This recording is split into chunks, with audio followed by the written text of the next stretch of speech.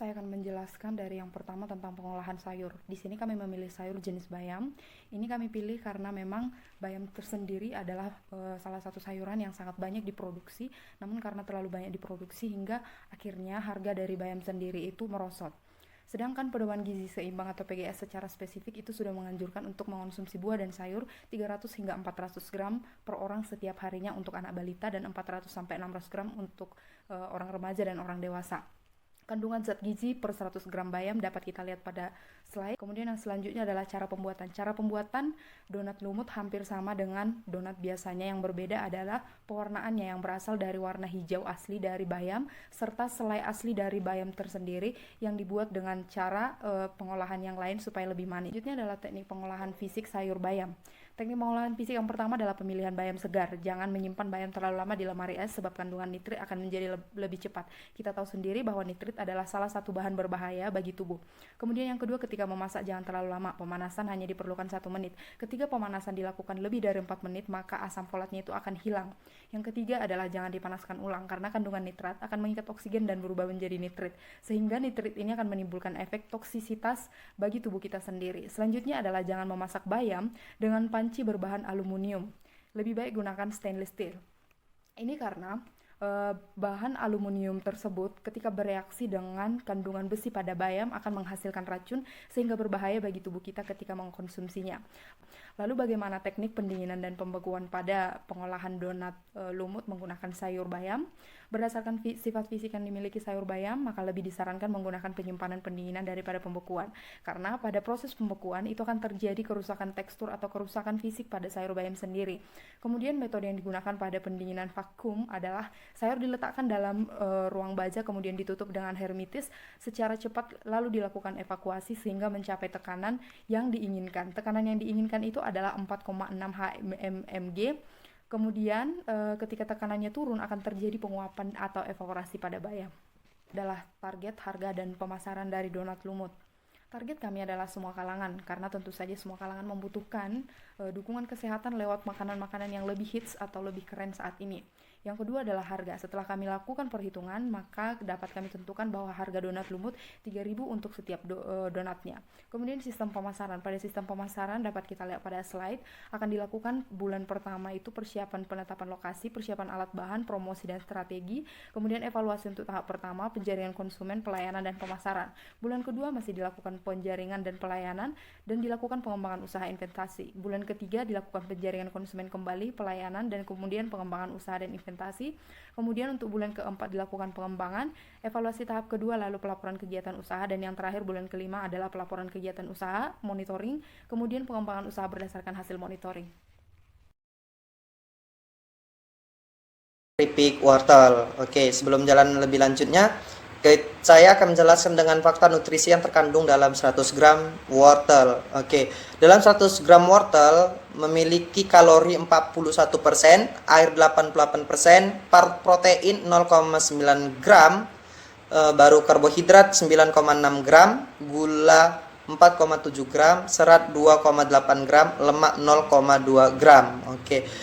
Dan juga di sini banyak ya udah familiar lah dengan kandungan vitamin A dan beta karotin yang tinggi dalam wortel, yaitu yang baik untuk penglihatan atau manfaatnya itu banyak untuk mata. Oke. Di sini tujuan dari program ini ataupun olahan makan ini untuk menarik minat setiap kalangan untuk mengkonsumsi wortel, karena masih banyak orang di luar sana yang tidak suka dengan wortel, ataukah karena aromanya yang kurang sedap ataukah rasanya yang kurang sedap. Jadi saya harap dengan diolahnya wortel menjadi suatu inovasi baru ini bisa disukai dari setiap kalangan, baik dari anak-anak, orang dewasa maupun sampai orang tua, agar manfaat nutrisi dari wortel ini dapat dirasakan dengan cara yaitu membuat keripik wortel. Pembuatan keripik wortel ini pun sangat mudah dan sederhana, ya kan? Yaitu dengan kupas wortel dan cuci hingga bersih, lalu blender wortel hingga halus seperti bubur, ya. Baru campurkan tepung terigu, bubur wortel, bawang merah, bawang putih, ketumbar yang sudah digiling halus juga, baru tambahkan garam dan sertai mecin sedikit saja ya. Mecin juga ditambah gitu biar mantap. Panaskan adonan pada temperatur 80 hingga 90 derajat Celcius selama 3 menit. Ya, setelah diaduk, setelah kalis, baru dipanaskan ya dengan temperatur 80 hingga 90 derajat Celcius selama 3 menit sampai bentuk adonan yang tidak lengket lagi, artinya sudah kalis ya, sudah keras, agak keras dia. Lalu kemudian cetak bentuk silinder panjang hingga 20 cm dan diameter 3 cm untuk memudahkan membuat silinder. Gunakan plastik ya agar tidak lengket, lalu kukus pada temperatur 80 hingga 90 derajat Celcius selama 2 jam supaya dalam adonan itu juga ikut matang. Baru sesudah itu dinginkan selama semalam. Ya, didinginkan semalaman, baru iris dengan ketebalan sekitar 1 hingga 3 mm, serta itu keringkan sampai kadar air tinggal 8 hingga 12%. Cara memastikan kadar air sama dengan memastikan produk keripik yang lainnya, yaitu dilihat dari kerenyahannya atau waktu dipatahkan, di situ bisa ketahuan. Pengeringan ini bisa menggunakan sinar matahari ataupun dengan oven. Baru goreng keripik wortel dalam minyak panas sampai matang. Baru strategis pemasaran yang ingin diterapkan yaitu memilih tempat yang strategis, bisa di depan jalan yang sering dilalui orang. Baru kami juga akan membuat melayani order melalui via telepon ataupun dari media sosial, melalui dari GoFood maupun yang ada di sosial media lah kita manfaatkan ya untuk dalam proses pemasarannya. Baru memberikan harga yang terjangkau. Ya, kenapa saya mengolah biji durian? Karena sama kita ketahui bahwasanya yang ada di pasaran saat itu adalah dodol durian. Yang diambil itu hanyalah daging buahnya saja. Padahal si biji durian ini memiliki potensi yang sangat besar ya, baik dalam untuk usaha dodol. Kenapa? Karena dia bisa mengurangi dari penggunaan tepung pati selain dari ubi jalar dan singkong. Kenapa? Pati yang terkandung dalam biji durian itu sangat tinggi, yaitu sekitar 43,6% dibandingkan ubi jalar atau singkong. Kemudian biji durian ini kalau dilihat ditinjau dari komposisi kimianya yang saya ambil, yaitu dari Dzeni DKK 2010, ia menyatakan bahwasanya mengandung karbohidrat 45 hingga 47%. Kemudian protein 2 hingga 3%, lemak kurang dari 0,5% dan air 48 hingga 50% dan abu 1%.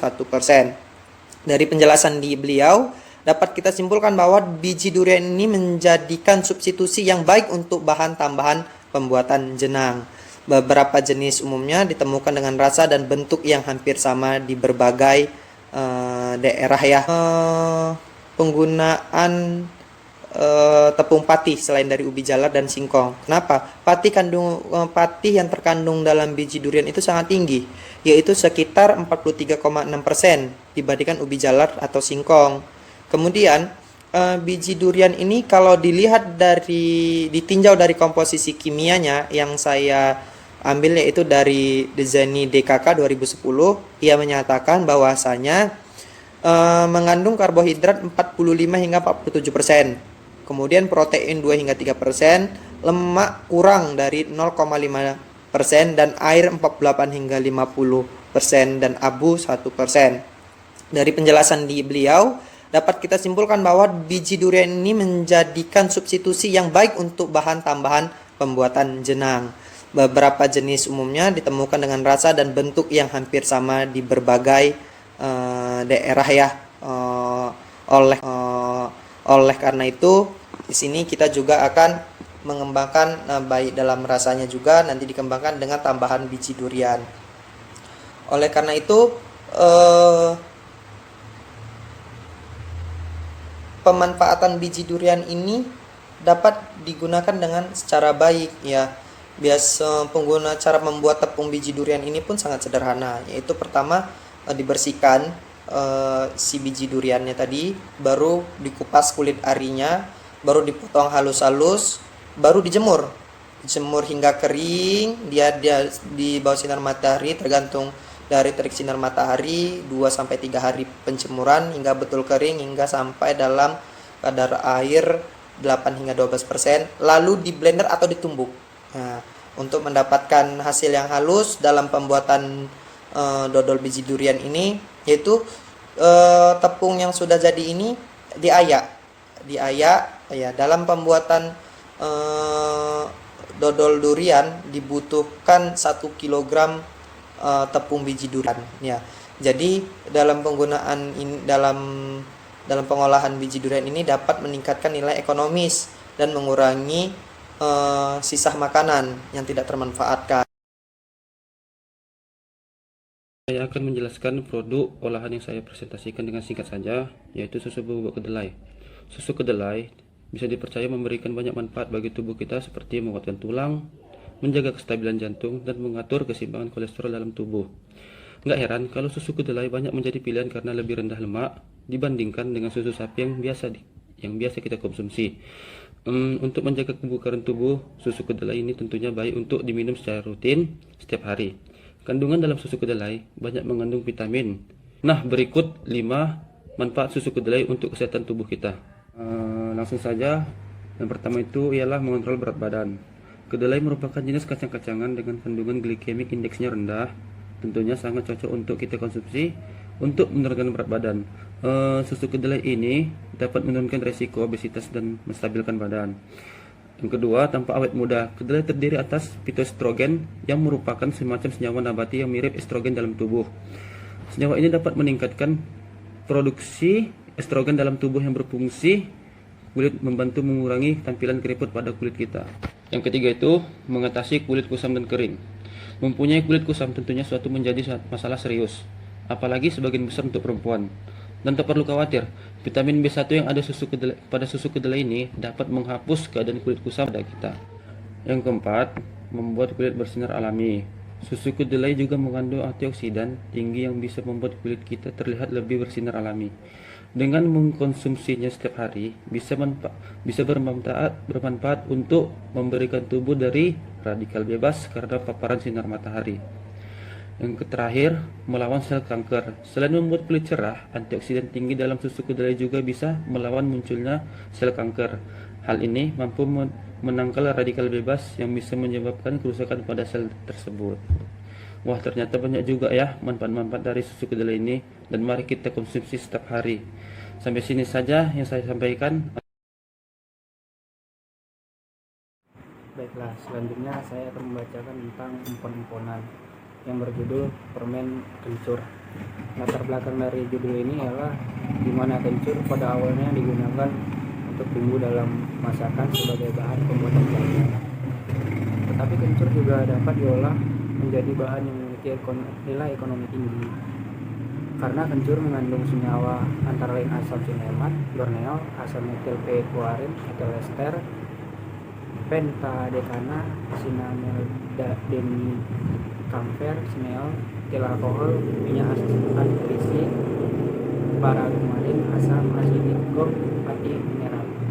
Berdasarkan senyawa kimia yang terkandung dalam kencur, maka kencur dapat digunakan sebagai penghambat dalam menghilangkan rasa sakit, bengkak, keseleo, memperlancar haid, menghilangkan lelah, menghilangkan darah kotor, dan lain-lain.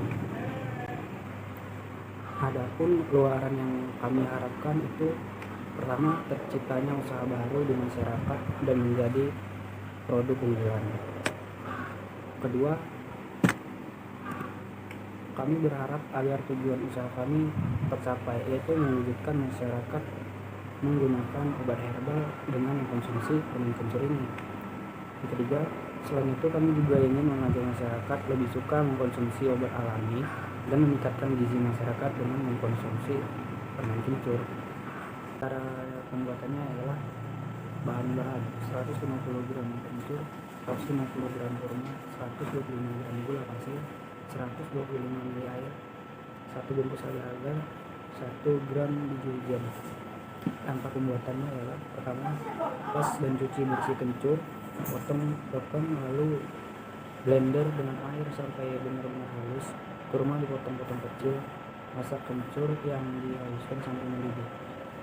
Kedua, masukkan gula pasir, aduk gula sampai larut, masukkan kurma kembali, terakhir masukkan agar-agar, masak hingga kering. Lalu siapkan wadah, taburi dengan wijen yang sudah salah. Lalu tuang adonan, kemudian wadah dilapisi plastik, ratakan lalu taburi kembali dengan wijen. Simpan di kulkas selama 30 sampai 60 menit sampai adonannya set. Atur potong-potong adonan yang sudah set dan digulingkan lagi ke wijen supaya semua sisi rata dengan wijen. Rancang biaya yang direncanakan dapat dilihat dari tabel berikut. Maka dapat disimpulkan bahwa total biaya yang dibutuhkan adalah bahan habis pakai sebesar Rp69.000, alat penunjang sebesar Rp485.000, transportasi sebesar Rp50.000, total sebesar Rp604.000. Baiklah, cuman sampai di sini pembahasan yang dapat saya sampaikan. Ada yang kurang saya mohon maaf. Judul yang keenam adalah pengolahan buah. Buah yang kami pilih adalah nanas, yang kami olah menjadi sebuah pizza nanas. Yang kita tahu adalah nanas salah satu buah klimaterik yang memiliki karakteristik aroma, rasa, dan warna khas yang disukai oleh sebagian besar masyarakat. Namun tidak jarang karena terlalu biasa dan pengolahannya hanya dengan dimakan langsung atau sekedar dipotong, itu membuat suatu kalangan itu bosan terhadap buah nanas ini, sehingga kemudian jarang dikonsumsi dan jarang diproduksi untuk menjadi produk lain. Di sini kami mencari inovasi baru untuk membuat nanas ini kembali dikonsumsi, yaitu salah satu caranya adalah dengan menjadikan pizza dengan topping irisan nanas serta membuat selai nanas dengan padat. Pizza ini merupakan roti bundar yang berbentuk pipi yang dibuat dari beberapa bahan seperti tepung terigu, air, gula, garam, kemudian minyak zaitun yang melalui tahapan pembentukan adonan, fermentasi, dan pemanggangan. Cara pembuatannya cukup simpel dan seperti pizza pada umumnya. Yang berbeda adalah topping dan juga selai yang digunakan full menggunakan nanas, sehingga rasa yang dihasilkan itu sedikit asam dan manis. Untuk teknik pendinginan dan pembekuan nanas tersendiri adalah penggunaan suhu rendah ini meningkatkan umur simpan nanas itu mencapai 2-4 minggu. Pada penelitian yang dilakukan oleh Paul dan Robert tahun 2002, itu merekomendasikan penyimpanan nanas utuh itu dengan suhu 7,5 hingga 12 derajat Celcius dengan kelembapan 70-95%. Namun di Indonesia saat ini, terutama di pasar-pasar tradisional itu belum menggunakan suhu ruang atau suhu yang rendah untuk memperpanjang masa simpan nanas. Sedangkan untuk proses pembekuan itu dilakukan dengan menurunkan suhu hingga mencapai minus 18 derajat Celcius sehingga menyebabkan penurunan water activity, sehingga reaksi kimia, biokimia, dan aktivitas mikroba yang berjalan lambat dan dapat mengawetkan buah. Untuk analisa dan peluang pasar sendiri saat ini, karena akibat pandemi kita membutuhkan kualitas makan yang baik dan juga mendukung kesehatan tubuh kita, sehingga ini adalah salah satu solusi yang baik untuk kita mengonsumsi buah. Usaha ini juga merupakan salah satu jawaban untuk meningkatkan penghasilan petani nanas, sehingga penghasilan petani semakin meningkat. Kemudian peluang pasar, sasarannya adalah remaja karena produk yang dihasilkan ini sangat cocok untuk remaja sekarang yang sangat menikmati pizza. Untuk perkiraan harga, setelah kami lakukan perincian dana, ini adalah perkiraan harga total untuk bahan habis pakai, alat penunjang, dan transportasi hingga total yang dihasilkan.